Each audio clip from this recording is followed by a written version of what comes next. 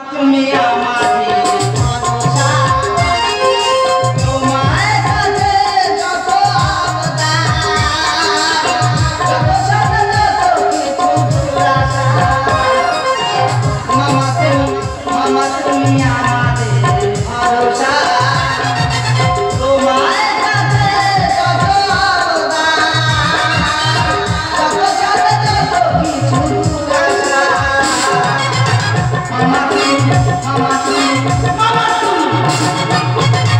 দাদা তোমরা সংসার করছো আর আমার মামার মামি সংসার করছে। মামি থাকে মামির বাপের বাড়ি আর মামা থাকে মামার বাড়ি। কিন্তু বাবা মা থাকলে কি হয়, ছেলে পুলের কাছে মাছ পালা খায়।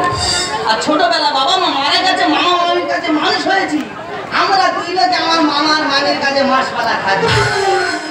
এই তো মামির কাছে ছিলাম, সেখানে হাঁস মুরগি গরু বাছুর বাচ্চা কাছে সব কিছু নিয়ে গেছিলাম। সেখান থেকে আবার সেই মালপত্র টেনে মামার বাড়ি চলে এলাম।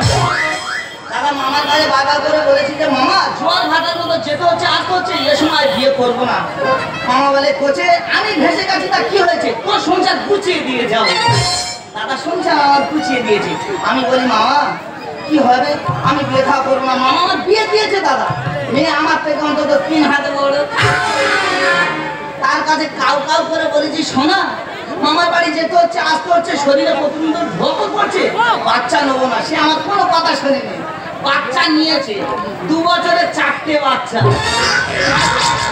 ইঁদুর বাচ্চার মতো শুধু হয়ে যাচ্ছে। তারা আমার মানে পিটোপিটি, মানে আমার কাছে 2টো বড় আছে, আমার বইয়ের কাছেও 2টো আছে। আমার সে বড় সন্তান 2টো বলছে বাবা, একজন বলছে 100 টাকা দাও আর একজন বলছে 30 টাকা দাও। বাবা বড়টা বলছে বলে বাবা 100 টাকা দিলে হাফ বাংলা খাবো, খেয়ে আর রান্না করবো। রান্না করছে, তার নাম আমি রেখেছি পবন পুত্র হুমা।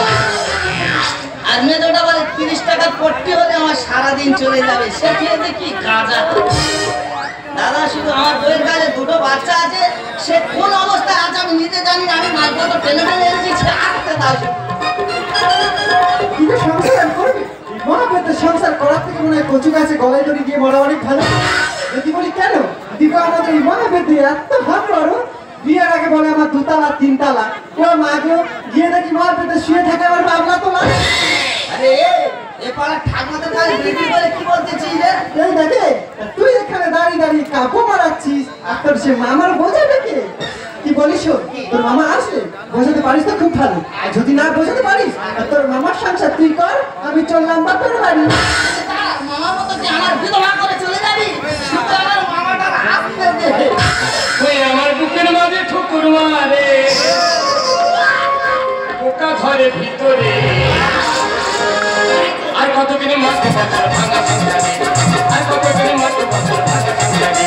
বুকের মাঝে ঠুকুর মারে, বুকের মাঝে ঠুকুর মারে, পোকা ধরে ভিতরে। এও মা তো তো দারুণ বেটা আছে। আর কতদিনে মাছতে পারবে, আর কতদিনে মাছতে পারবে, আর কতদিনে মাছতে বসো। এ মামা তো সারা শরীর ওটা কি জড়িয়ে রেখেছিস রে বাবা? ওরে তোর মামি না আমার ছেলে 5 বছর চলে গেছে, সেই জন্য তার স্মৃতি আমি ধরে রেখি। ওটা আপনার ভালোবাসার মানুষ যদি চলে যায় তার স্মৃতি কোথায় রাখা হয়? আলমারির ভিতরে, নাহলে বাক্সের ভিতরে। আর আমার মামি চলে গিয়েছে, আমার মামা তার স্মৃতি রেখেছে সারা শরীর। এই ভাঙা কি বিড়বিড় করে বলছি বলতো, 1 মাস তো মামির কাছে ছিলি, খাওয়াটা কেমন দিল রে? মামারে কি বলবো, পেলে খেল খাওয়া। সকালবেলা ঘুম থেকে ওঠার মাত্র বড় কাঁচের গ্লাসের 1 গ্লাস দুধ, আর সঙ্গে 4খানা কলা। আর দুপুর বেলা 4খানা খাসির মাথার। দিদিকার নুন ভাত খেতে খেতে মনে হয় পেটে নুনের পাহাড় জমে গেল, আর মহাপেতে নাকি খাসির মাথার লেগ পিস খেয়ে। পাচায় ছাড়বে। দেখেছো সাদা বলি মহাপেতে দিদিকার বিয়ে হয়েছে 4-5 বছর হয়ে গেছে, জীবনে পজিশন চেঞ্জ করলে উপরে আর উঠতে পারলাম না। আর দোষটা কি আমার মেয়ে যদি আমার থেকে হাইটে বড় হয়, আমার যেখানে মানে ঠাই পাই সেখানে ছেড়ে যায়। কি বলিস তোর মামা এসেছে, তোর মামাকে গিয়ে বোঝা মামিকে আনতে পারে কি না। এই ভাঙা এই সন্ধ্যার খাওয়াটা বলতো এখন ছেড়ে দিয়ে। আমার সন্ধ্যাবেলা খাওয়ার কি কথা বলবো রে বাবা? কি মুরগির নাড়িতে খিচুড়ি। তোর হামবড় খাতা বন্ধ কর আর তোর মামার গিয়ে বোঝা। কি করি রে আমার? কি করবো? চলে যাবো তো মামা ভাঙা কুপি করবো বল তাড়াতাড়ি বল ভাঙনা মামা কি আমি কি বলি শোন কি বল পুরো বল নিয়ে বেশি লাভ ভালো নয় হ্যাঁ তুই টুক করে গিয়ে মামি বুঝে না বাড়ি চলে আমি পারবো না আমি একজন স্কুল টিচার আমি কাকার ছোট তো পারবো না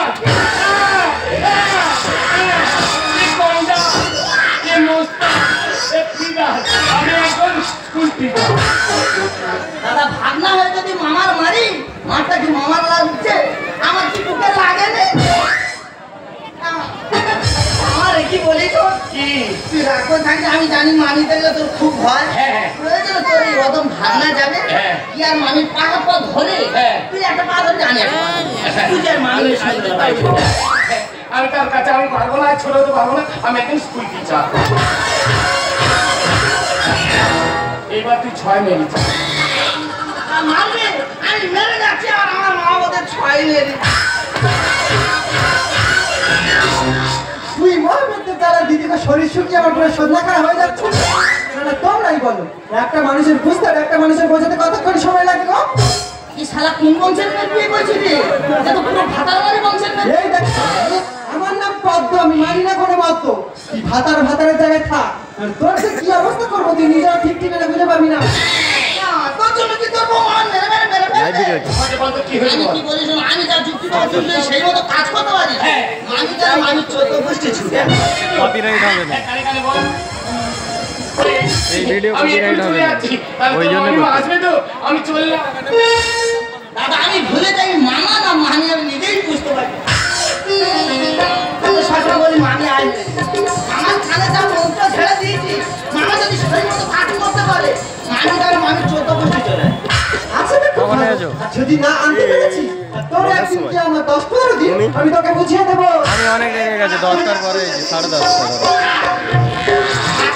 আমি জানিনি তো এত তাড়াতাড়ি আরম্ভ হবে। 35 দিদির মেলা এই যে 15 বছর পর 36 তুমি 15 বছর পরে 4 বছর